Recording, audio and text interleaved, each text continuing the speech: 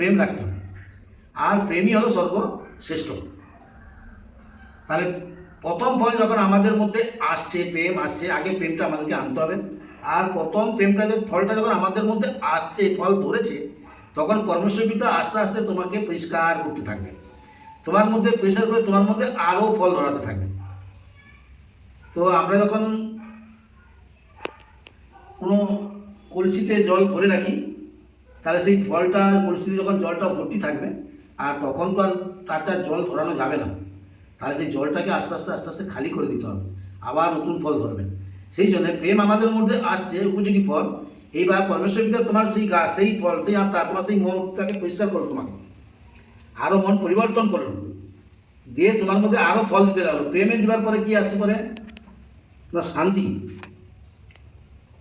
প্রেমের পরে কি আসছে না? শান্তি, না আনন্দ আসছে, আনন্দ।